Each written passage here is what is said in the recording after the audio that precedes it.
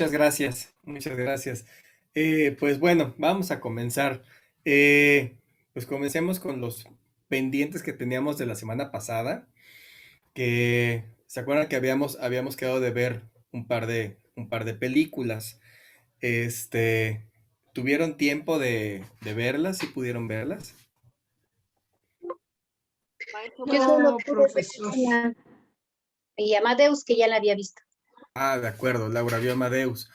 Yo vi, Sí, yo vi dígame. la de Heroica Ajá, y una parte de la de, ¿cómo se llama? Mozart, la perfecto. primera parte. Ah, de acuerdo, de Amadeus. Sí, de Amadeus. De acuerdo. Entonces, ¿qué les parece si empezamos a hablar acerca de... Hola Eloy, buenos días. Hola Vicky, buenos días. Buenas tardes, profe. Buenas ¿Qué tardes, les- profe. Buenas tardes, profe. Buenas tardes. ¿Qué les parece si empezamos a hablar acerca de Amadeus? Comencemos por Amadeus, vamos en orden cronológico. Ujú. ¿Qué piensan sobre la película? Mm, ¿Les gustó? a ver, deja que comente. Pobrecitos, sufrieron mucho. Amadeus, Sí, sufrieron mucho. Yo no conocía bien la historia. Yo nomás sabía los prodigios que tenían Beethoven y Amadeus, pero no sabía bien su vida. Está junto con el don, regalo divino de poder hacer esta música, estas sinfonías y todo, algo maravilloso, pero lo pagan con sus problemas y que está muy barato, ¿sí? Es muy barato lo que vende su música, sobre todo de Beethoven, muy barato, no se pudo ni casar. Buenos días antes que nada. Tardes. No, ya son tardes, tardes ya, ¿verdad? ya. Sí, buenas tardes a todos. Buenas tardes, Lucy, buenas tardes. Sí, buenas Laura. Y bueno, yo de la de Amadeus, se me hace como un tanto repetir lo que todavía sigue pasando, que con los niños prodigio son limitados en su niñez, son altamente explotados y se requiere de que su talento pues lo aprovechan los padres o los familiares al grado de quitarles mucha parte de su infancia, ¿no? Y esa parte sí me gustaría recuperarla porque muchos a veces pensamos en que eran genios, ¿no? Como lo fue Michael Jackson, como lo fue Mozart, pero sí son muy despojados de su infancia y sí, tenemos mucho que agradecerles como humanidad, pero ellos son niños o personajes que sufren tanto en la infancia que después también siguen sufriendo.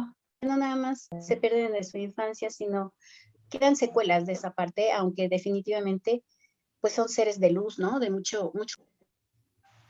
Sí, yo creo que eso que está diciendo Laura y junto con lo que está diciendo Jorge, es bien importante, ¿no? ¿A qué precio? Voy a prender mi lamparita porque estoy medio oscuro. ¿A qué precio, ¿no? Estos dones que se les dan, ¿no? Eh, sí, pues los papás pasaban por un momento muy difícil. Me llama mucho la atención que hace la comparación con Michael Jackson, ¿no? Que sí, de hecho es eso, ¿no? Michael Jackson fue un artista que desde los 5 años el papá lo puso a chambear, y después de Michael Jackson las otras dos hermanas, la Toya y Janet Jackson, y todos estaban trabajando y manteniendo a la familia básicamente, ¿no? Eh, y eso también era lo que hacía Leopoldo Mozart con el, con el pequeño Wolfgang, ¿no? Y bueno, pues el resultado fue un deterioro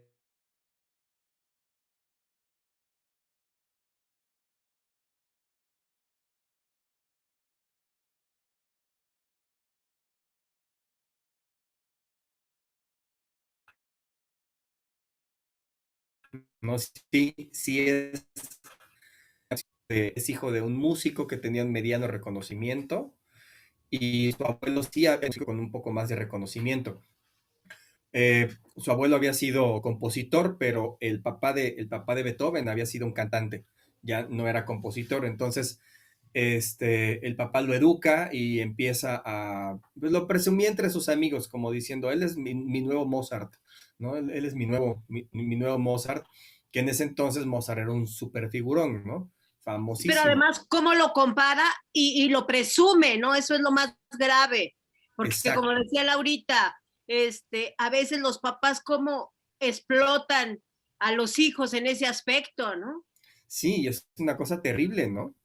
Es una cosa terrible. Ojalá que pudiéramos llegar a un punto medio en donde sí puede haber una parte que puede ser hasta saludable y hasta de buen desarrollo para el chico, pero y reconociendo su gran potencial, pero sin matar la infancia, ¿no? Híjole, está difícil esto. Eh, ¿Qué piensan sobre la obra de Mozart? ¿Qué es lo que vieron sobre la obra de Mozart?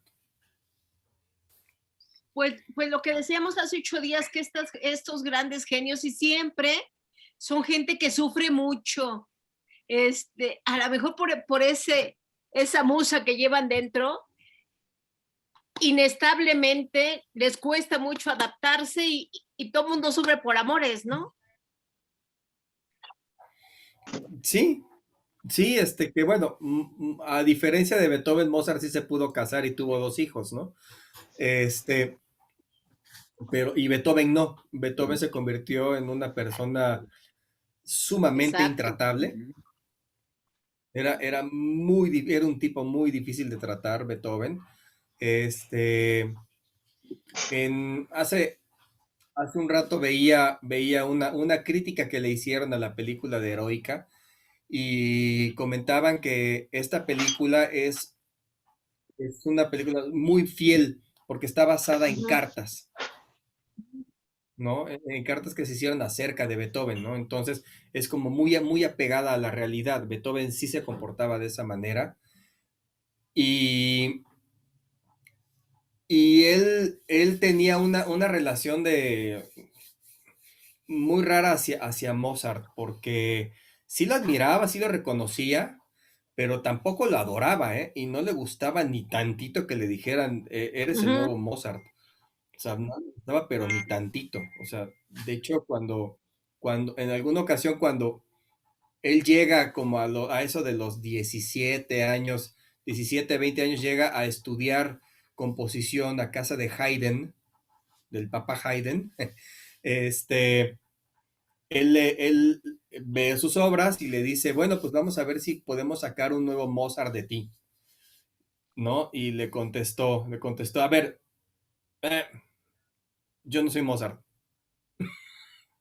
Yo no soy Mozart, yo soy Beethoven, yo soy otra persona completamente distinta y de mí no vas a sacar un Ah, Mozart. Así que olvídalo desde ahí, ¿no? Y así fue su primer día con el maestro. Sí, O sea, de hecho, era sí, una Rebe, persona muy intolerante debido a su mismo sí, sufrimiento desde niño. sí, o sea, yo creo que, bueno, Beethoven tuvo una infancia mucho más difícil que Mozart, pero Era muchísimo más más pobre, difícil. ¿no? O sea, Era, no que fuera más pobre, eh, digo, Salieri tuvo una infancia súper pobre también, ¿no? Y no tuvo esos problemas. De hecho, Salieri era de los músicos. Esa es una inconsistencia de la película. Eh, Salieri no era despreciado ni era odiado. De hecho, era más respetado que bueno, en Mozart. la película sí se ve que es más respetado que Mozart. Ujú. Sí, y se respetaban mutuamente. Ellos dos, ellos dos, Mozart sí reconocía el talento de Salieri, no lo, no lo maltrataba así. Él maltrataba a otros, Sí. a otros compositores, este, que bueno, que ya no pasaron tan fuerte. Adalberto, perdón, sí, bien. Ya, ahí entro. Mencionas mucho a Salieri. ¿Qué tuvo que ver, qué tuvo que ver en esa época con Mozart y con Beethoven? Salieri no era malo. Lo que pasa es que lo opacaba la luz de Mozart y de Beethoven. Pero Salieri también destacaba por ahí en ese tiempo. Pero tú lo mencionas mucho. ¿Qué vertiente tuvo en esa época? Pregunto. Bueno, Salieri en ese entonces era el compositor de cabecera del príncipe Salzburgo. Era un músico respetadísimo en su época. O sea, él sí tocaba en los escenarios más importantes para la gente más importante. Y Mozart es el que llegó a suplantarlo durante un tiempo y después se fue, cuando dejó de ser el niño maravilloso, ¿no? Este, pero Salieri continuó. La diferencia, bueno, y muchos de los grandes compositores después fueron alumnos de Salieri, ¿no?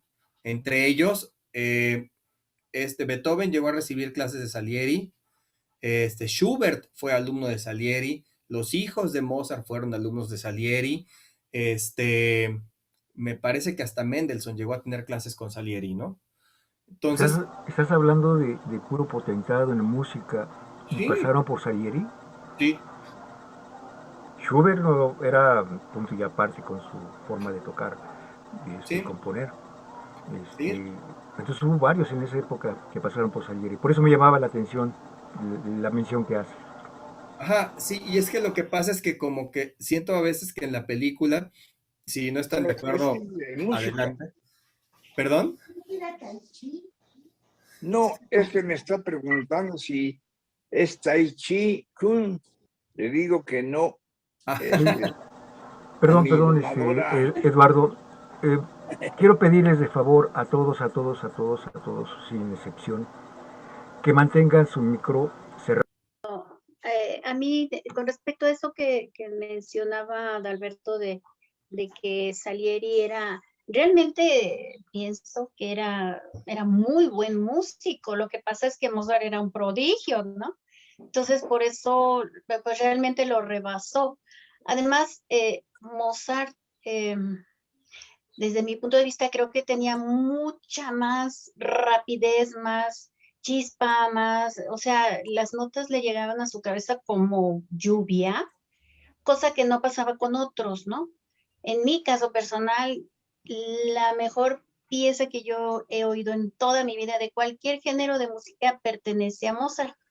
A mí me hace hasta incluso llorar la del concierto para piano número 22 de Mozart. Bueno, es oírla y de veras la siento. Entonces, pero es que es eso, ¿no? Pensaban en ciertas notas los demás compositores y él le aumentaba acordes, le metía más instrumentos, o sea, era un mundo en su cabeza que tenía que plasmar en una partitura, ¿no? Creo que eso fue lo que le hizo una genialidad en él, cosa que Salieri pues era muy bueno, pero no llegaba tanta su genialidad, creo, ¿no? Claro, y es que ahí estamos hablando de la diferencia en las condiciones. Salieri era hijo de una persona que no tenía mucho dinero, que no era, creo que era hijo de un zapatero, una cosa así. Era hijo de un artesano, vaya. Y se descubre que tiene un gran talento y se empieza a educar en la música ya un poco tardíamente, ya estamos hablando ya tenía más de 12 años cuando empezó a estudiar música, porque pues sus condiciones de vida era lo que le permitían. Mozart fue hijo su mamá era clavecinista, o sea, su mamá ya era, digamos, una pianista muy famosa, su hermana mayor era pianista muy famosa, su papá era un compositor importante en esa época, él intrauterinamente ya estaba oyendo unos conciertos maravillosos todos los días. Entonces pasó por una sensibilización brutal. O sea, su papá tenía un cuartito en donde tenía sus instrumentos y ahí estaba todo el día componiendo y tocando. No era raro que el niño a los 3 años de repente se parara a las 3 de la mañana y empezara a darle al piano. ¿no? Era lo esperado. ¿Por qué? Pues porque esto es lo que se hacía en casa, ¿no? Para Mozart, por eso era tan natural componer. Isabel, Isabel, dinos.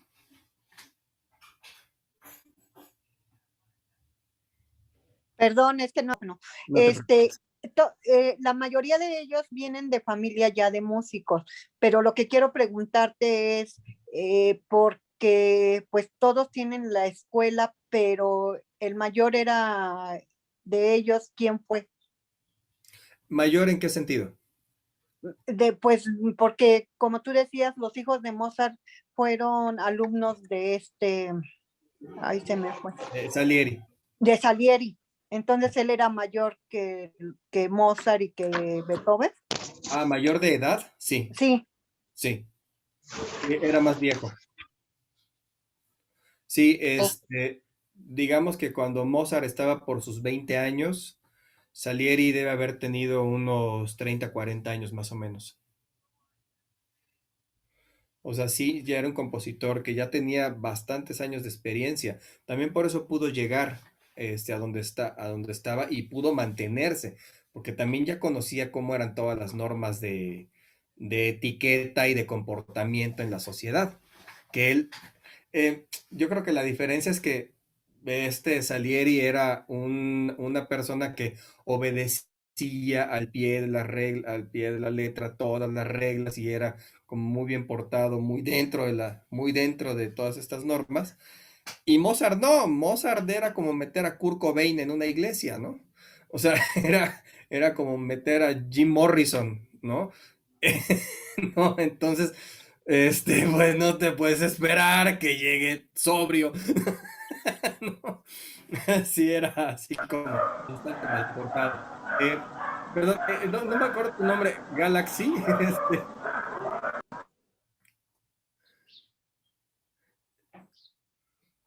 Sí, están pidiendo la palabra, es Galaxy A01, pero no sé cuál es tu nombre.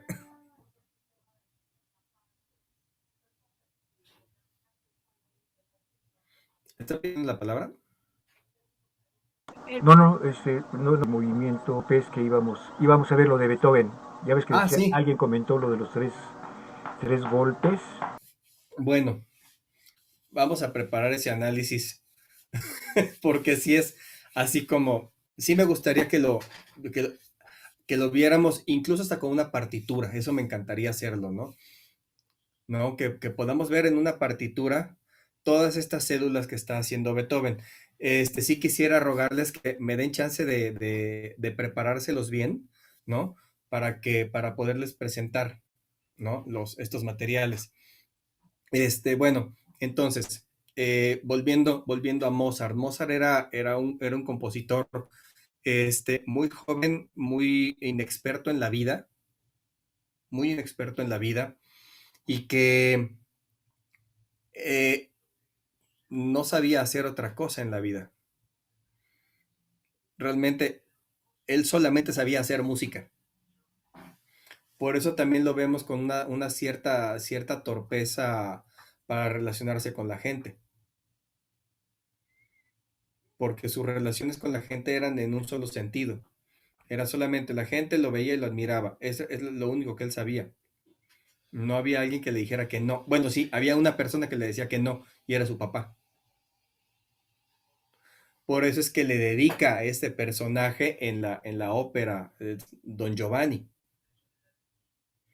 Y se ve esta imagen en donde él está imaginando el rostro de su padre en el fantasma de Don Giovanni,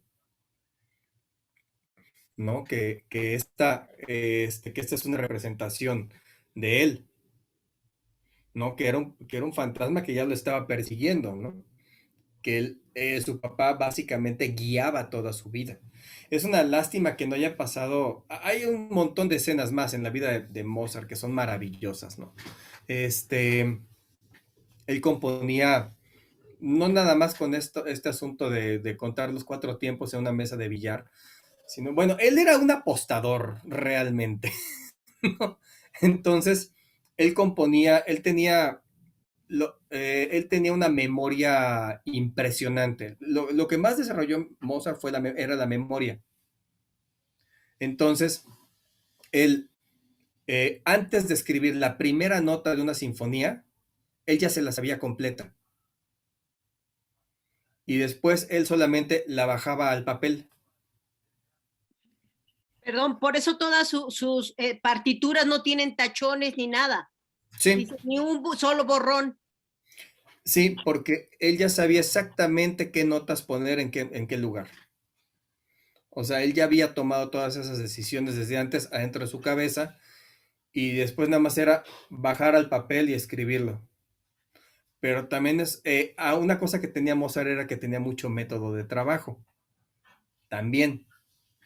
Él tenía ya un método de trabajo depurado, en donde él utilizaba ciertos elementos. Por ejemplo, hay una figura que se utilizaba mucho en esa época, que era el bajo de Alberti. O sea, ¿qué es el bajo de Alberti? Vámonos al piano. Ahí está mi piano. Entonces, algo que muy comúnmente uno se encuentra en la música de esa época, estamos hablando de entre 1750 y 1820 más o menos, todo este periodo clásico, es esto. Ay.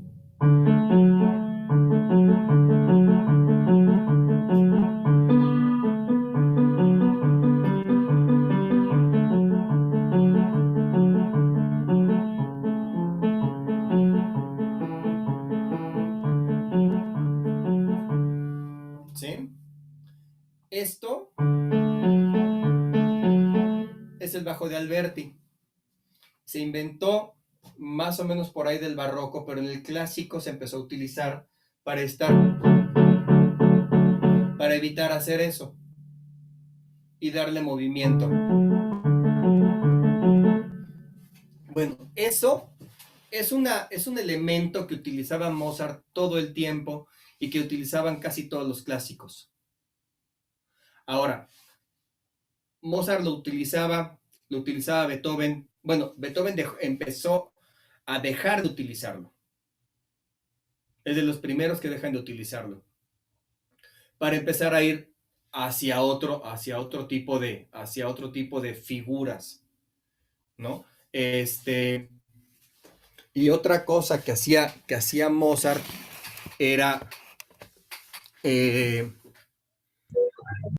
utilizar muchas escalas. A él le criticaban que utilizaba muchas notas en su composición. ¿Eso qué significa? Como que muchas notas. Eso se mencionaba mucho. Bueno, lo que sucede es que justo antes de Mozart estaba el periodo barroco. Juan Sebastián Bach muere en 1750. Mozart nace por ahí de 1754, una cosa así.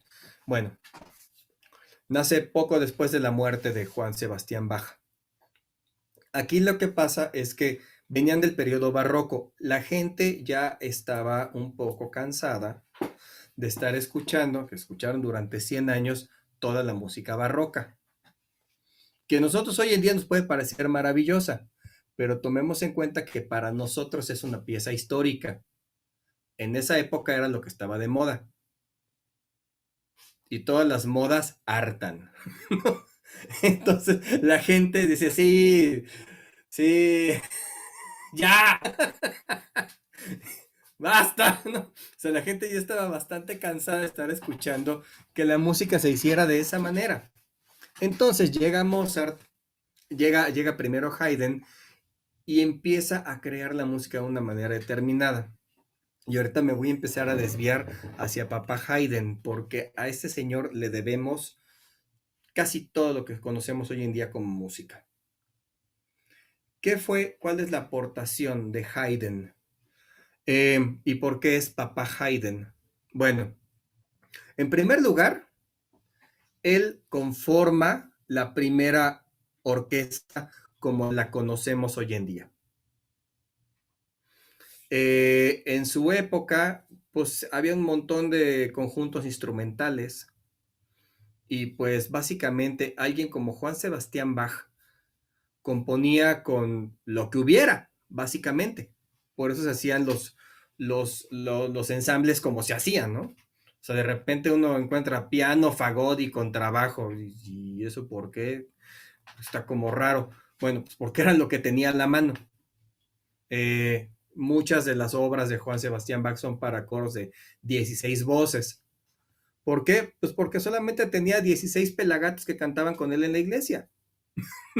Así, y no eran muy buenos, no eran muy buenos. Entonces, de hecho, hay una anécdota de Juan Sebastián Bach en donde se habla acerca de su mal carácter. Bueno, no sé si era mal carácter, más bien era muy perfeccionista. Era un tipo, pero terriblemente perfeccionista. Que se empezaron a escuchar trastazos por la iglesia de Leipzig y sale corriendo el que tocaba el corno, me parece, no, o un fagot, no me acuerdo qué músico era, no importa. Atrás de él viene Juan Sebastián Bach persiguiéndolo, lo tira al piso y lo está golpeando. Y pues lo detienen, lo separan, ¿y qué le pasa? Y dice Juan Sebastián Bach, cuando yo pedí que me trajeran un músico, pedí que me trajeran un músico, no una cabra, ¿no? Es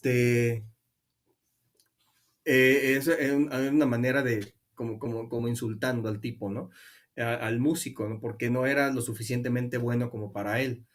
Él estaba muy frustrado porque era la chamba que había encontrado.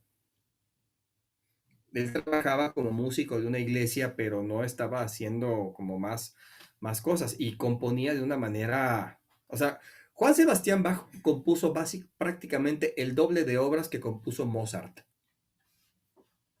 En un periodo récord.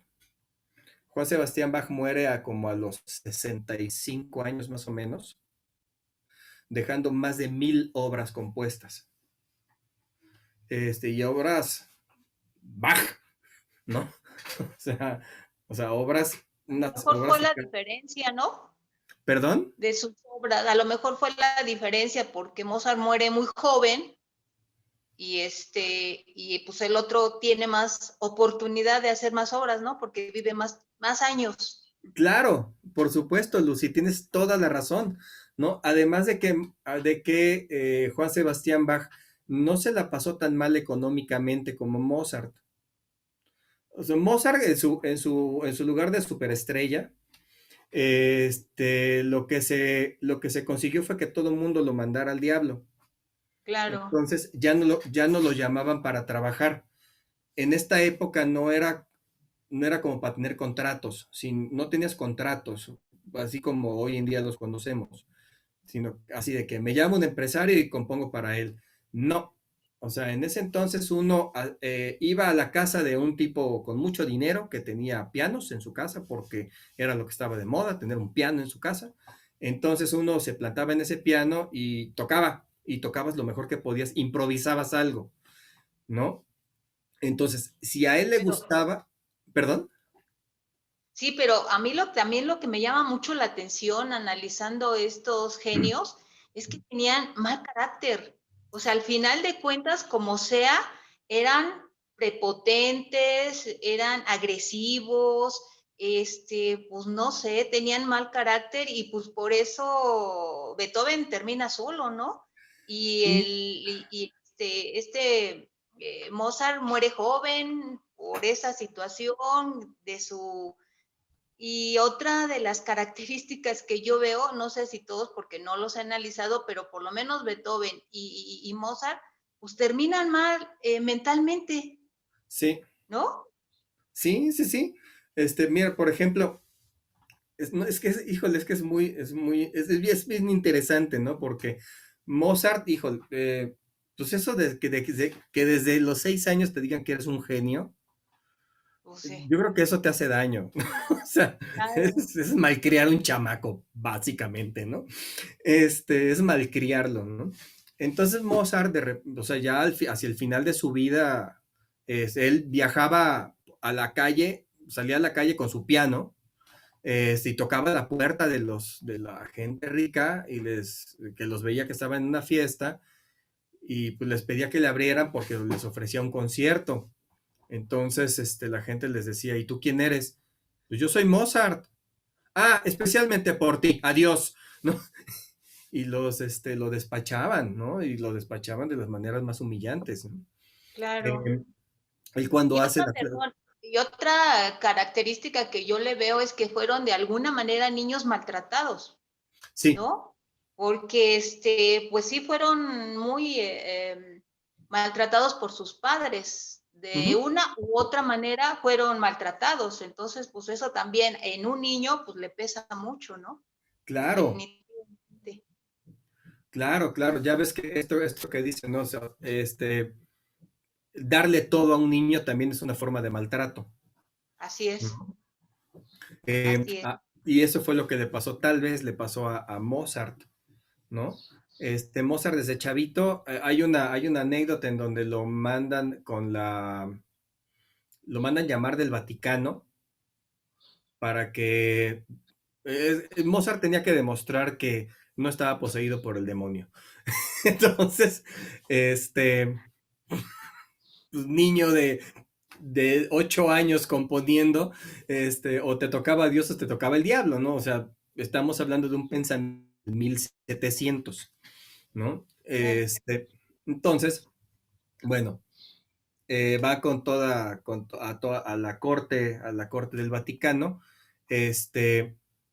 le hacen la entrevista, le dicen, a ver, te vamos a dar unas notas, tan, tan, tan, y con esto vas a hacer una pieza con estas características. Le dan la hojita pautada y se mete un cuarto. Ta, ta, ta, ta, ta, ta, ta, ta, ta, ta, ta, ta, ta, ta, ta, ta, aquí está. Y estaba un señor, uno de estos prelados, junto a él, viéndolo componer, y decía pues, que era una cosa impresionante, que el chavito tocaba tantito del piano y empezaba a componer como si estuviera escribiendo una carta a su mamá, ¿no? Y desde entonces, y llegaba y, mira, lo puedo tocar así, y también puedo desarrollar así, y así, y así, y así, y empezaba a desarrollar todo, ¿no? Lo que sí era una cosa impresionante. Ahí es cuando lo nombran Amadeus. Ahí es cuando le empiezan a decir Amadeus, que Amadeus significa amado por Dios. Ya después en la adolescencia, él se lo pone ya como apodo, como los apodos que se ponen los boxeadores, que es el nombre, apodo, apellido, así es lo mismo que hizo Mozart. Ok. ¿No? Muy bien. Es Gracias. posible.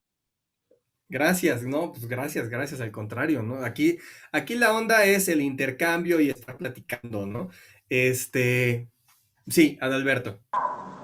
Yo he llegado a pensar que posiblemente el genio de todo este tipo de músicos los rebasa y los llega a desestabilizar tanto que luego ya no se reconocen ellos mismos.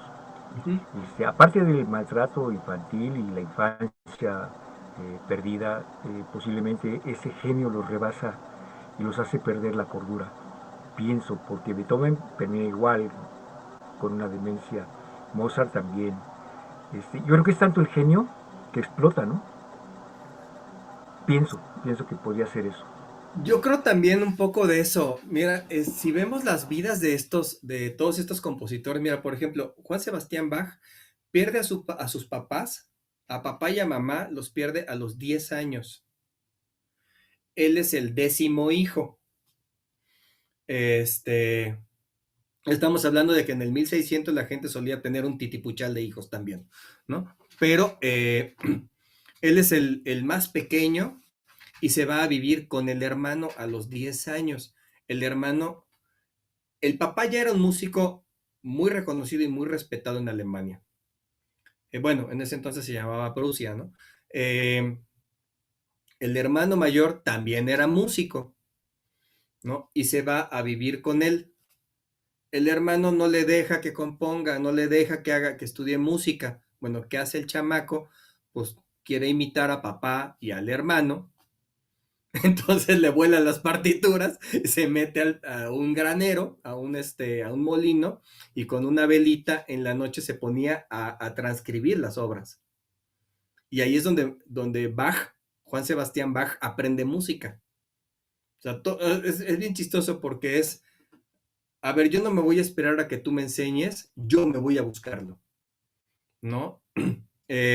Quiso buscar clases con un compositor que no les voy a obligar a que digan su nombre, se apellida Buxtehude, este, que es casi como estornudar, pero bueno, que va a buscarlo y camina no sé cuántos kilómetros, es una cantidad gigantesca de kilómetros, como irse, no sé, de aquí a Pachuca, yo creo, caminando, hagan de cuenta que Bach vivía en Coyoacán y se fue a buscar este cuate al centro de Pachuca, ¿no?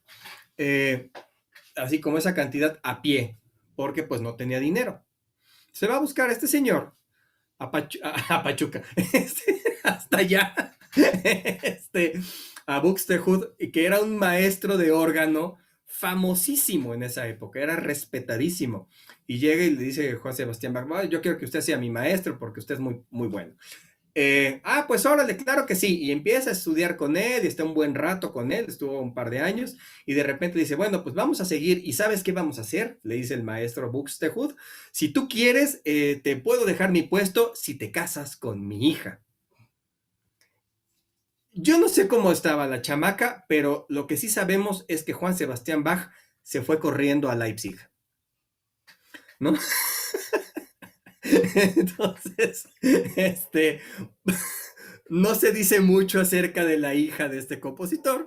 Se sabe que su obra es importantísima para el barroco, que es un gran compositor, pero no se habla mucho acerca de su hija, ¿no? Y bueno, ya se va para allá y Juan Sebastián Bach se casa con una prima, que en ese entonces, no es que sea regiomontano, sino en ese entonces era muy común hacerlo, ¿no? En ese entonces era como muy común, porque también todas las familias eran muy separadas, estamos hablando del 1600, ¿no? Entonces se casa con su prima Bárbara, con ella tiene un titipuchal de hijos, tiene como 9 hijos, hasta que muere. Luego se casa con la famosísima Ana Magdalena. Hay un libro para estudiar piano, que es el libro de Ana Magdalena Bach, que Juan Sebastián Bach se lo dedica a ella.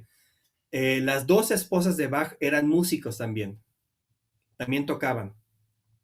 Una era cantante, la otra era creo que clavecinista.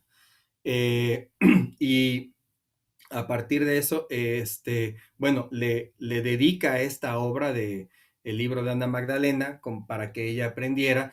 Hoy en día es uno de nuestros principales libros en donde se aprende a tocar el piano, ¿no? En total tuvo Juan Sebastián Bach como 18 hijos. De ahí, sí, pues es que no había Netflix, ¿no? Entonces, pues era eso, componer. Entonces, pues bueno, vemos que también tiene más de 1000 obras compuestas, entonces cuando no estaba en un lugar, estaba en el otro seguramente, ya sabemos, ¿no? Entonces, Juan Sebastián Bach aparte tenía tiempo hasta para pelearse con sus músicos, ¿no? El tiempo como que rendía bastante. Y él tenía un espacio muy interesante para componer, porque él tenía una mesita de donde le salía el teclado por abajo. ¿Era de la mesa que nos habló hace 8 días? Exactamente, ¿no? Es una cosa parecida a algo que yo me inventé aquí. Déjenme les muestro, a ver si se puede sin tener una crisis. A ver, se los voy a mostrar en un segundo. Este es el espacio en donde yo trabajo. Esta es la mesa y este es el teclado que entra y sale. O sea, esta idea yo me la fusilé a partir de que vi ese documental de Juan Sebastián Bach, donde dije, donde decían que él se había mandado construir un clavecín así, ¿no? En donde salía la mesa, para componer, y es comodísimo, porque nada más tienes que poner las manos y ya, ¿no? Bueno, así era la oficina de Juan Sebastián Bach, ¿no? Y uno se ahorra muchísimo tiempo. Juan Sebastián Bach hacía una cosa muy interesante, que él componía a partir de modelos matemáticos, que era lo que ya les había dicho la vez pasada, que él usaba el DBQP. Ay, ¿qué es eso? Es una cosa bien bonita, miren. Se los voy a explicar con el pizarrón. Déjenme, pongo este banquito para acercarnos al pizarrón. Espérenme tantito, es que tengo que sacarle el cable a la compu, porque si no se me desconecta y nos sucede la desgracia. Ahí está el pizarrón, perfecto. Ahí está, ahí se ve el pizarrón. Entonces Juan Sebastián Bach hacía esto. Aquí me da mucho el charolazo, ¿verdad? Okay. Él hacía esto. ¿Sí se ve? Sí. Ay, se ve muy feo. Él hacía D, B, Q, P. ¿Qué podemos ver de este modelo? ¿Cómo se dice? Lo que es paralelo, que es igual, pero al revés, ¿no? Ahorita se me fue la palabra. Ajá, pero sí, no, es la mejor explicación. O sea, tenemos una figura que va girando en sí misma. No va girando en las 4 direcciones. Bueno, Juan Sebastián Bach hacía eso. Entonces, digamos, él tenía una figura él hacía una melodía, por decirlo, que era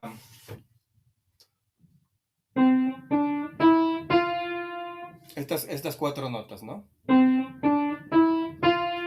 Esta es la D. Ahora, la B es las mismas notas, pero en reversa. La Q es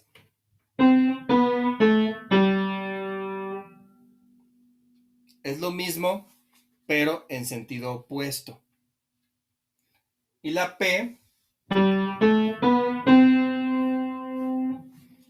entonces yo ya tengo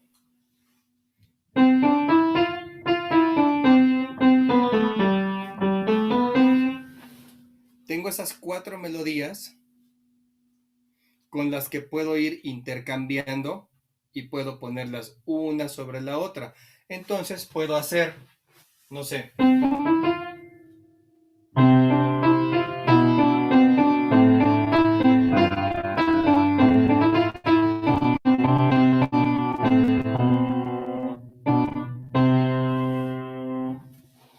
nada más utilizando esas 4 notas. Eso era lo que hacía Juan Sebastián Bach. Y de ahí nada más se iba directamente al papel y escribir. Este método de composición es el que se lleva a Mozart. Mozart tuvo mucho contacto con uno de los hijos de Juan Sebastián Bach, que fue Carl Philipp Emanuel, que él era músico de la corte del rey de Prusia. Entonces, era así, él sí era un músico muy bien portado, ¿no? Que así, él sí se vestía de traje y cumplía con toda la etiqueta, con todas las normas sociales.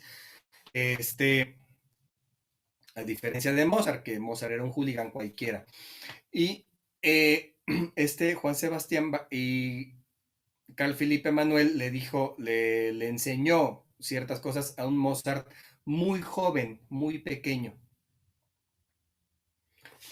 Mozart tuvo chance de conocer a muchos compositores. Ahora, me quería ir hace ratito Es que es tanto lo que quisiera decir que de repente me empiezo a mezclar un compositor con otro. Sí, Adalberto. Sí, es lo que estaba notando. Es tanto lo que tienes que decirnos, pero como lo estás llevando está bien, ¿no? Ah, ok. Porque nos llevas de la mano con uno con otro y nos vas explicando poco a poco. Bien, es una observación. Está bien, está bien. Ok, gracias, Eso gracias, a mí Adalberto. Y particularmente. es que hay una cosa muy padre. Todos están unidos uno junto al otro. Generalmente entendemos muchas veces la historia de la música como este periodo va de acá para acá, se acaba y luego empieza el otro de acá para acá, se acaba y de acá para acá, como si fueran cortes, como si fueran rebanadas históricas, ¿no? Y no, o sea, se van mezclando, sí, se van mezclando, se van combinando y una genera a la siguiente, siempre. Una es padre o madre de la siguiente, ¿no? Entonces tenemos que, por ejemplo, un compositor como Haydn sí vivió mucho del barroco, pero él es parte del periodo clásico, por la manera como él componía. ¿Qué hizo Haydn? Quitó un montón de notas del barroco, ¿no? ¿Cómo podemos entender la música? ¿Qué diferencias encontramos entre la música de los diferentes periodos? Que esa es una cosa importante. Una cosa que a mí me gustaría hacer en este taller es aprender a escuchar la música, ¿no? Que esa es una cosa que a veces nos falta. Nos quedamos a veces como que en la admiración, en la mera admiración, así como pelona, pero pues no sabemos ni qué estamos oyendo, ¿no? Y esto nos pasa a todos, ¿no? Sí, ok, Mozart es muy bueno, ok, sí, pero ¿por qué? ¿No? O qué es lo que tengo que escuchar, o de qué se trata una sinfonía. O sea, ¿por qué se llama sinfonía? ¿Por qué no son canciones? ¿Qué nos diferencia una canción de otra? ¿O por qué se llama así? ¿No? Em, entonces, esos son temas que a mí me encantaría que abordáramos, ¿no? Porque eso es lo que nos ayuda a escuchar la música, ¿no? Cuando sabemos qué estamos oyendo y que nos digan, mira esta canción de Beethoven, sí puedo decir, no es una canción, de entrada no es una canción, ¿no? Es una sinfonía, es una sonata. ¿Y por qué se llama sonata, no? ¿Por qué se llama concierto? ¿Por qué se llama concierto grosso? Porque es una fantasía ¿no? Mosca, que tiene de, qué características tiene este tipo de música, ¿no? Bueno, pues esa es de las cosas que vamos a estar tratando. Juan Sebastián Bach fue un compositor. Vámonos en orden, vámonos desde el barroco para adelante, ¿qué les parece? ¿No? El barroco. Sí, muy bien. A los barrocos, de entrada, ninguno de ellos, más bien, sí, ninguno de ellos sabía que les decían barrocos. ¿Estamos hablando de 1600? Más o menos, sí. Ok. Digamos, entre finales del 1500 hasta 1750. Ok. El periodo barroco, bueno, tenemos que ubicarlo en las dos puntas del barroco, por llamarlo de esa manera. Voy a poner más de frente, ahí está. Las dos puntas del barroco son entre el estreno de El Orfeo de Monteverdi y la muerte de Juan Sebastián Bach. Oh. ¿No? O sea, como que ahí es donde los historiadores, y esto es completamente arbitrario, ¿eh? O sea, los historiadores tomemos en cuenta que empiezan a hacer su trabajo por ahí, por el 1800, cuando le empiezan a poner nombre a las cosas, ¿no? Antes básicamente era una sucesión de hechos y hasta ahí eso era la historia, ¿no?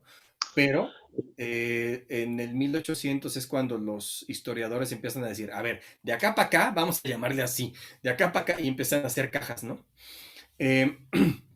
Entonces, estos historiadores ubican desde el Orfeo de Monteverdi, es la primera ópera la primera ópera como tal. ¿Por qué ópera? Porque, a ver, habían ciertas formas musicales. Estoy hablando en términos que yo siempre manejo y que ustedes no manejan. Entonces, a ver, vamos por partes. Si es que cada que digo 3 palabras me interrumpo porque ya sé que tengo que explicarlo. Perdón. ¿Qué es una forma musical? Vamos a empezar por ahí. Sí, ¿Qué perfecto. es una forma musical? Bueno, una forma musical es la estructura a partir de la cual uno se basa para componer una pieza. Es una estructura. Es, por ejemplo, la diferencia que encontramos entre una gasolinería y un restaurante, ¿no? Son 2 estructuras distintas, porque ambas tienen funciones distintas, ¿no? O sea, ambas sirven para 2 cosas diferentes. Por eso se construyen de una manera diferente. Una es para que entren y salgan carros rápidamente, tienen que tener mucho aire, mucho aire, porque hay gases volátiles que si se guardan son más peligrosos, entonces tiene uno que dejarlos que salgan y salgan y salgan. Y en el otro tiene que estar todo resguardado. Por eso los restaurantes están cerrados y las gasolinerías abiertas. Bueno, lo mismo sucede con la música. En la música tenemos muchas formas y muchas maneras de construir la música. Una forma es, por ejemplo, una misa. Todos hemos ido a misa alguna vez en la vida, ¿no? No, Entonces, entonces, no. una misa tiene una entrada, hay ciertas oraciones que se dicen forzosamente, hay una parte en donde se hacen ofrecimientos, donde se hacen ofrendas, hay una parte donde se comulga, hay otra parte en donde se reza, otra donde se dan gracias, está el Sanctus, está el Aleluya, está el Kyrie, que es el Señor ten piedad, etcétera. Bueno, cada una de esas secciones es una parte climática distinta dentro de toda la misa. La parte más importante es la parte de la comunión. Y es como si todo fuera dirigido hacia ese punto y luego de ahí ya nos estamos yendo. ¿Sí? Esa misma lógica es la que se utiliza para hacer la demás música. ¿Por qué? Bueno, pues porque toda la música fue creada primero con motivos religiosos. Toda la música que tenemos hoy en día tiene motivos religiosos. Los nombres de las notas tienen una razón religiosa. Los nombres de las notas vienen de un himno a San Juan, que lo voy a decir rápidamente, es ut quam laxis resonare fibris mira gestorum famulituorum solve polusi lavirreatum sante Johannes. De cada una de esas líneas se tomó la primera sílaba y fue ut, re, mi, fa, sol, la, y el si es Sante Johannes. El ut después se cambió por do por 2 razones. Ahora sí que el do por 2 razones. Una, dicen por ahí que es porque había un músico muy famoso en 1500 de un país muy importante en Europa que se llamaba, no me acuerdo su nombre de pila, pero se apellidaba Domi, se apellidaba Domi, y que se colocó su apellido ahí. Otra es por la palabra domine. Domine es la palabra con la que uno designa a Dios, ¿no? Es como decirle Señor, ¿no? A Dios, ¿no? Entonces, de ahí viene el do, porque todo empieza y termina en do, la escala empieza y termina en do, todo empieza y termina en Dios. Entonces es el alfa y el omega. Entonces, ¿por qué? Bueno, pues porque el primero que le pone nombre a las notas es un sacerdote que se llamaba Guido de Arezzo. Y ahora ya me fui más para atrás. Ya me fui al año 500. Y que bueno, lo toman esto para que todos como que estemos hablando en la misma, en el mismo sentido, que todos los músicos empiecen a hacer música a partir de eso. Guido d'Arezzo le puso ese nombre a las notas para enseñar música. Se dio cuenta que era poco práctico. Antes eran por letras, o sea, si era A, B, C, D, E, F, G, H. Si eran estas letras, la A era el La. De hecho, el piano empieza con la letra La, perdón, con la nota La, que es la primera letra de ese abecedario, esa secuencia de notas. Ya después, el Do se le asigna a la C, se le asigna al Do y se pone como primera nota. Si se dan cuenta, es completamente arbitrario, ¿eh? Básicamente es porque ellos pensaron que era lo mejor para todos los demás, ¿no? Entonces no hay una razón muy, muy profunda, pedagógica para haberlo hecho de esa manera. Es porque así lo digo yo y básicamente, ¿no? Entonces, bueno, toda la primera música que se hacía era música dedicada a la iglesia, porque eran los sacerdotes los que empezaron a hacer esa música. Eran para las misas gregorianas y era para que todo mundo cantara exactamente lo mismo dentro de todo este imperio cristiano, que era pues toda la vuelta del Mediterráneo, básicamente, ¿no? Se dieron cuenta que en algunas zonas la música sonaba más árabe, sonaba más, toda esta parte de Asia Menor sonaba demasiado árabe, entonces más bien querían que sonara a otra cosa, entonces se trataban de homologar toda la música para que pareciera que fuera una sola religión, ¿no? Y esto viene desde San Gregorio en el año 1000 de nuestra época. Perdón, ya me fui más para atrás, disculpen. Entonces, por eso es que las notas se llaman de esta manera y por eso muchas veces las primeras referencias que hay sobre la música tienen que ver con religión y con la religión cristiana católica, que era la dominante. Ya para el 1500, perdón, que me voy a brincar 500 años de historia. En el año 500 se hacían muchísimas obras religiosas. Entonces, ¿qué hace? Aparece este señor, que era Claudio de Monteverdi, que también era religioso, y hace una obra basada en una ¿cómo se llama? En mitología griega, en una historia de la mitología griega, que es el Orfeo, el viaje de Orfeo, ¿no? La musicaliza y la presenta como una obra de teatro. En ese entonces solamente existían los oratorios. ¿Qué es un oratorio? Era tomar una parte de la Biblia, musicalizarla y presentarla, ¿no? ¿Por qué? Porque de esa manera la gente aprendía sobre la religión, que era lo que más le interesaba en esta época a la iglesia. Recordemos que en esta época la iglesia era poderosísima. Entonces ellos dominaban básicamente, elegían reyes. Elegían quiénes iban a dominar el mundo. Y si de repente la clase se pone un poco aburrida, por favor díganmelo, porque yo de repente me pongo a hablar y no quisiera aburrirlos. No, profesor, está muy interesante lo que dice. Ay, gracias. Está bien.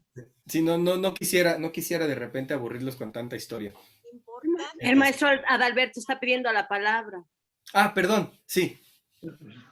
Sí, bueno, mi comentario era sobre eso, precisamente, sobre la iglesia, cómo influenció con todas las artes, por medio de las artes, dominaba tanto la pintura, arquitectura, música, danza. La iglesia estaba muy metida.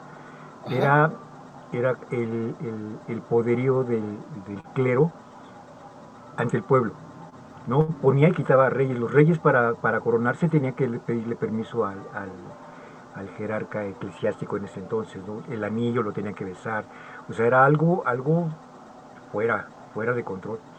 Sí, completamente, ¿no? O más bien dentro del control, por decirlo de esta manera, ¿no? ¿No? Controlaban absolutamente todo, ¿no? Por eso pasó lo de Napoleón, ¿no? Cuando Napoleón se pone la corona, él le quita la corona al cardenal enviado por el Vaticano para coronarlo. Él le quita y él se la pone, ¿no? Que eso fue lo que más enojó a Beethoven, ¿no? Beethoven era muy religioso, sí, era muy religioso, pero no se enojó porque se la quitara al emperador, sino porque se hiciera emperador, ¿no? Bueno, entonces, todas las obras giraban en torno a la religión. Entonces llega Monteverdi y hace esta obra que no tiene nada que ver con la religión, además tiene que ver con historias que no se conectan de ninguna manera, porque es una cultura más antigua, ¿no? Que es el Orfeo, que tiene que ver con la mitología griega. Por eso ahí es donde se marca que ahí empieza el barroco, ¿no? Después de esto, bueno, empieza todo un desarrollo de esta música. Llegamos a Juan Sebastián Bach. Es una música en donde lo importante es escuchar todas las voces. ¿Qué significa esto? Si escuchamos el canto anterior, cómo cantaban anteriormente, nos encontramos con cosas más o menos así.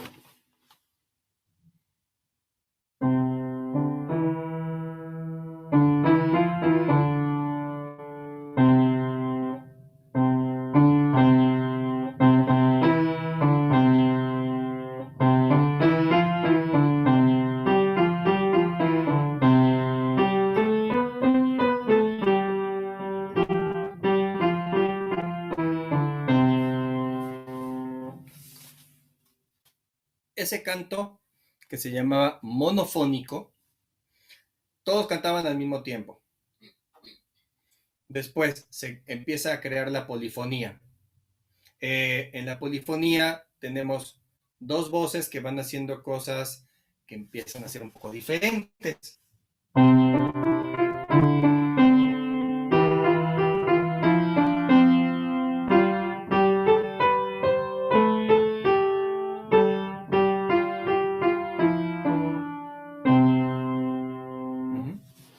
Ya empezamos a escuchar un poco de armonía, aunque todavía no existe esa palabra, ni siquiera.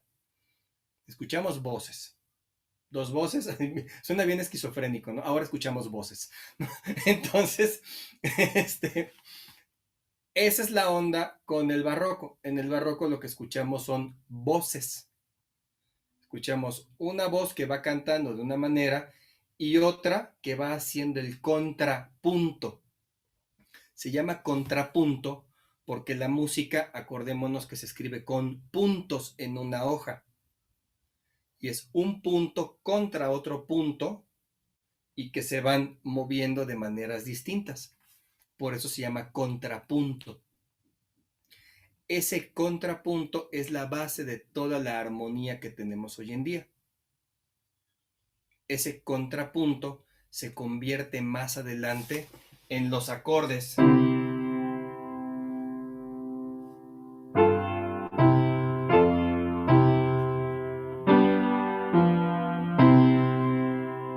Es en lo que se convierte. Entonces, pues para cuando llegamos a Juan Sebastián Bach, ya está desarrolladísimo el estilo. O sea, ya Buxtehude era un maestro muy reconocido. Juan Sebastián Bach era fan de Vivaldi, por ejemplo. Vivaldi había sido sacerdote. Sí, Vivaldi era el cura rojo, era el padre rojo. Que realmente a él no se le daba mucho dar misa. Era más bien, él no entró al oficio de ser sacerdote por su voluntad. No es que él haya querido hacer votos y todo esto, sino lo que pasaba con Vivaldi es que él quería ser músico, pero su papá sí era pobre, entonces era bastante pobre, entonces el único lugar en donde podía aprender música era en la iglesia, porque ahí no le costaba. Claro, el precio era ordenarse y pues decidió pagar ese precio. Sería como en el caso de aquí de Sor Juana, ¿no? Que tuvo que entrar a un convento para que ella pudiera seguir leyendo libros y estar subiendo su calidad de información, ¿no? Algo así. Exactamente, exactamente. Y es más o menos por ahí, ¿no? O sea, Sor Juana es del 1500 y Vivaldi es del 1600, que no están tan lejos en esa época. Bueno, en esa época estamos hablando de 100 años de diferencia, pero si hablamos de la evolución de la humanidad, pues realmente no están tan lejos, ¿no? Hablamos de una evolución tecnológica y de medios de comunicación y todo ese tipo de cosas, ¿no? El pensamiento es como muy similar, aunque el pensamiento de Bach tiene que ver más con la ilustración. Ellos ya están más cerca de las máquinas y las matemáticas, y el pensamiento de Sor Juana está más cercano hacia la religión, no tan cercano hacia la ciencia. Con Juan Sebastián Bach ya empiezan como a voltear un poco más hacia la ciencia, aunque todavía siguen muy pegados hacia la religión. Cuando llega, cuando llega Haydn en el periodo clásico, ahí sí ya, matemáticas, ingeniería, física, ya es la ciencia pura, ya ahí ya hay una separación absoluta, más marcada. Una pregunta. Sí. Una pregunta. Sí, Lucy. ¿El contrapunto tiene que ver algo con el canon de Pachelbel? Pachelbel. Sí, de hecho, Johannes Pachelbel es uno de los principales compositores del barroco. El canon, de hecho, como lo tocan en las bodas, está mal tocado, porque va más rápido. Era una pieza para demostrar las habilidades de los músicos. Entonces se tenía que tocar así, rapidísimo. Ahorita se toca como a la mitad de la velocidad. Y eso fue a partir de una versión que hizo Francis Lai en los 60, 70, me parece. Que la bajó. O sea, como quien dice, este arreglo es más moderno. Sí, tal cual. Algo así. Sí, no, de hecho es tal cual como lo estás diciendo. Es un arreglo más moderno en donde Francis Lai encontró que sonaba más lindo, así, tal cual, sí que sonaba más lindo si se tocaba más lento, ¿no? Entonces, ok. Entonces a la gente le gustaba más el tan, ta, ta, tan, ta, ta, ta, ta, ta, ta, ta, ta, ta, ta, tan, ta, ta, tan, ta, ta, ta, ta, ta, ta, tan. En vez de escucharlo como va realmente, que es tan, tacatán, tacatán, tacatán, tacatán, tacatán, tacatán, tacatán, a esa velocidad se debería de tocar. No, pues se escucha mejor moderno. O ya nos acostumbramos, ¿no? No sé. Exactamente. Sí, claro. O sea, ya nos acostumbramos a esa versión porque aparte se hizo famosísima, ¿no? Porque estaba en su mero auge este compositor que hizo música de un montón de películas y es cuando viene el auge de la música instrumental, ¿no? En los 70, 60, ¿no? Y su orquesta fue así como muy famosa, ¿no? Y bueno, lo que pasó fue que ellos empezaron a tomar música del barroco y del clásico y empezaron a hacer como versiones nuevas. Eso también era muy común, ¿eh? Y se ha hecho siempre, no es nuevo. Hay varias cantatas de Monteverdi y hay Talis y de varios compositores desde el barroco y desde antes del barroco, del Renacimiento, que en un principio eran canciones de taberna y que les cambiaron la letra y se las llevaron para la iglesia. Entonces la gente di cuenta que la gente estaba así como, esta yo la conozco, no era Dios por nosotros, era vamos a beber como cosacos. Claro. Entonces, sí, cambiaban la letra y las acomodaban para la iglesia y se quedaban ahí en la iglesia, ¿no? Y mucha de la música sacra era música sacada de las tabernas, ¿no? Oh. Oye, Y bueno, Eduardo, ¿y los órganos que Gracias. están como en la catedral, sí. esos los construyeron o ya vienen a...? Bueno, la construcción de los órganos es un trabajo artesanal gigantesco y carísimo. Se mandan construir para el espacio. O sea, tiene que llegar el constructor y decir, a ver, ¿en dónde va a ir el órgano? El órgano va acá encima del atrio, o va atrás del atrio, o va enfrente del atrio, o a un ladito. ¿Y de qué tamaño lo quieren? No, pues que de tantos tubos. Creo que el órgano que tenemos, no sé si es el de la catedral o el del Auditorio Nacional, tiene cerca de 2000 tubos. No, cada tubo es un tono. Ah, ok, un tono. Y generalmente esos órganos tienen, como los sintetizadores de hoy en día, que tienen así sonido de trompeta, de guitarra, de bajo, de batería, no sé qué. Esos también tienen sonidos de piano, no de piano, perdón. Tienen sonido de trompeta, de violín, de flauta.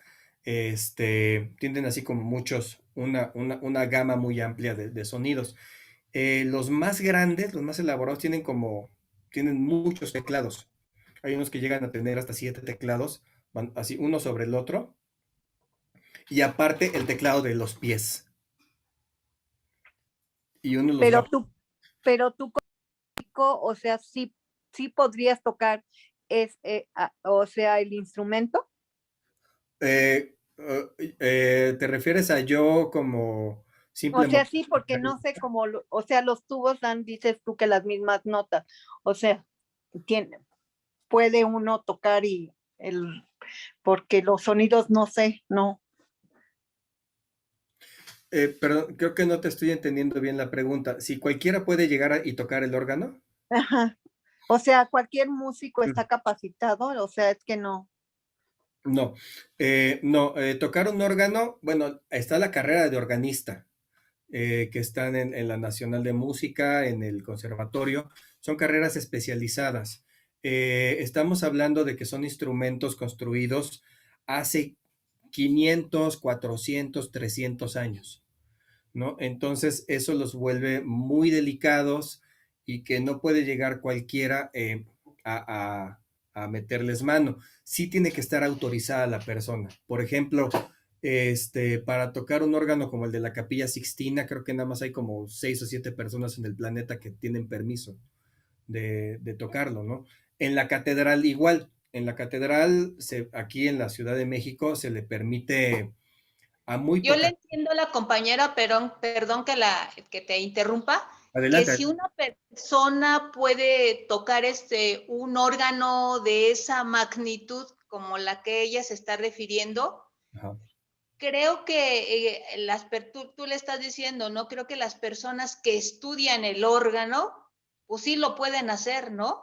Uh-huh. O cualquier músico, por ejemplo, tú, ¿podrías tocar un órgano de esa magnitud? Pregunto. Pues si me dan el permiso puedo ponerme a tocarlo, pero que lo toque bien, eso ya es otra cosa, ¿no?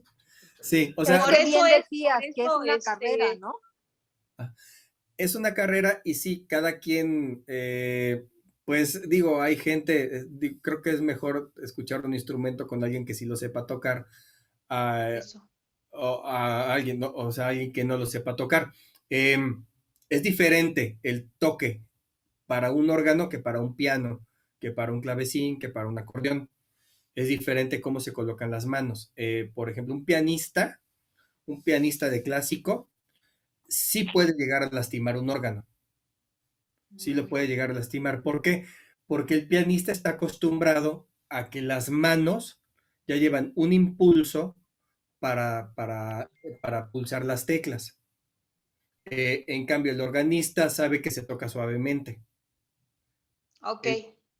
El clavecinista también tiene otra manera para tocar porque no puede tocar como pianista, ¿no? Entonces, sí, cada instrumento de teclado tiene su manera para tocar, ¿no? Por eso es que de preferencia que sea, la gente prefiere que sea un profesional quien se ponga en el instrumento, ¿no? Bien. Claro, para que los sonidos se oigan perfectamente. Y que no le haga daño al instrumento, por supuesto, ¿no?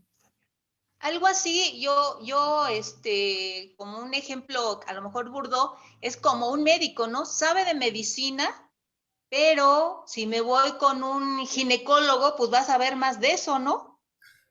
En general, algo así, ¿no? Ajá, exactamente, haz de cuenta. Yo digo con el ginecólogo y le digo, doctor, me duele aquí. Pues ya, pues qué mala onda. No, pues ha de ser por no sé por qué. Pero si yo voy con el ginecólogo, primero me va a ver muy raro. Me va a decir como que tienes la cara muy peluda como para venir conmigo, ¿no? Lo mismo le pasa a un músico, ¿no? Sabe de música, pero el pianista, pues sabe más del piano, el organista, pues sabe más de tocar el órgano, algo Sí. así, ¿no? Sí, Porque exactamente. también entran ahí los pies, ¿no? Algo diferente que un piano, Claro, ¿no?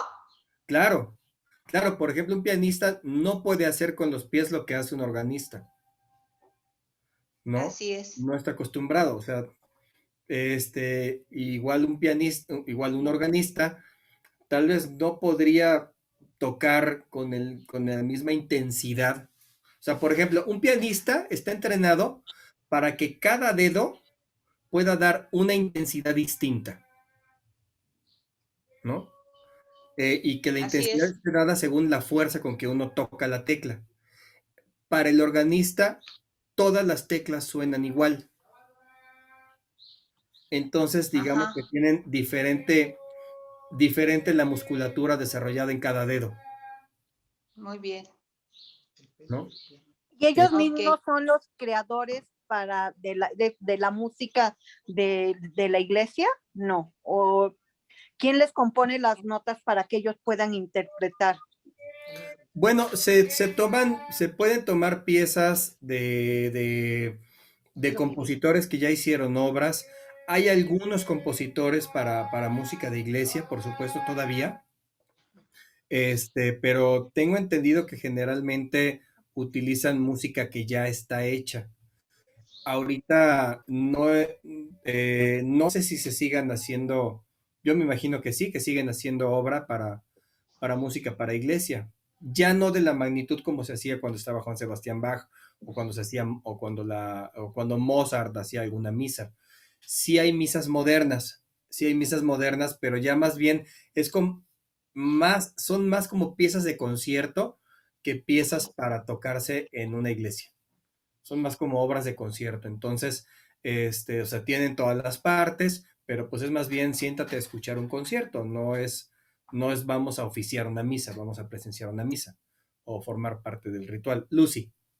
Perdón, fue un placer estar con ustedes, la verdad que sí aprendí mucho, mucho, pero me tengo que retirar, tengo Ay, se me olvidó. La urraca ladrona y hay una obra que aparece en una caricatura de Bugs Bunny, en donde está en una ópera y le está haciendo como masaje a Elmer. Esa es una obra de Rossini, que es el barbero de Sevilla. Resulta que Rossini era un tipo que era súper bromista, pero era de esos italianos que pensaban en comer, beber, bromear y hacer música. Básicamente era eso, era un tipo gigantesco, era una panza así enorme. Entonces, él deja la música para dedicarse a la cocina. Y bueno, decía Rossini que era muy bueno también para hacer comentarios como fuera de lugar. Entonces, en una ocasión le dijo a Salieri, que se conocían, oye, ahora que me doy cuenta, qué bueno que no te acepté ese día, después de escuchar lo que le pasó a Mozart, qué bueno que no te acepté ir a comer, ¿no? O sea, porque estaba este mito de que Salieri hubiera envenenado a Mozart, ¿no? Y Rossini sí se le acerca y le dice, oye, pues qué bueno que no te invité a comer, porque pues entonces tal vez no estaríamos aquí platicando. Que se paró el otro tipo, lo insultó y se dio la vuelta y se fue, ¿no? Finalmente los dos italianos. Humor negro. Humor negro, exactamente, que tiene un humor, pero negrísimo. Bueno, pues espero que hayan disfrutado. Quieran hacer algún último comentario. Ya Que ya si no para- podemos seguirnos Maestro de Eduardo, filo. Sí. a mí me gusta mucho tu clase. Ajá. Me gusta mucho que se vaya ligando todo porque todo se relaciona. De la película podemos decir que él convivió con las élites, pero también seguramente compuso música para los barrios, ¿no? Para la gente del pueblo. Entonces, a mí me llama mucho la atención y me gustan mucho las películas, las disfruto mucho, porque si yo hubiera vivido en esa época, yo no hubiera entrado a esos palacios. Y ahora estoy viendo esos palacios porque desafortunadamente para la gente de la época, pues solo las élites podían disfrutar de la música excelsa, ¿no? Entonces, esa nota de que él va y toca en las barriadas me da a entender que de alguna manera, si le ahondamos en la biografía, a lo mejor él compuso música también más popular. Y bueno, como yo no sé de música, yo me imagino que en algún momento dado tú nos vas a enseñar a apreciar lo que es una música culta y lo que es una música popular. ¿Cómo de algo culto puedes pasar a algo que le gusta más al pueblo, no? Estaba yo una vez en el Palacio de Bellas Artes, en una sala ahí escuchando un concierto, y yo estaba esperando de Estrellita del Sur, de un compositor zacatecano, no me acuerdo ahorita el nombre. Entonces yo estaba esperando algo como más movido, y sin embargo lo que no estaba movido, tenía mucha gente así con la boca abierta, y yo oía los comentarios, dice, mira, fíjate cómo agarró quién sabe qué, la octava, cómo la redondeó, y yo, bueno, yo como un público que solo disfruta de las emociones de la música, pues yo no tenía idea de lo que ellos estaban hablando, ellos estaban embelesados con la música. Entonces yo creo que con lo que tú dices de aprender a escuchar la música, pues vamos a sacar mucho provecho de este curso. Tú con tu experiencia que tienes en la música y nosotros con la intención de aprender, pues vamos a aprender mucho a diferenciar y apreciar, sobre todo, apreciar. Esta es como tú dices, esta es una cantata, o esta es una ópera, o esto es un concierto, y eso a mí me mantiene pues muy, muy ilusionado. Yo me voy a despedir porque también tengo que entrar a otro curso a las 2 y tu micrófono está cerrado. Me estaba despidiendo del compañero. Gracias.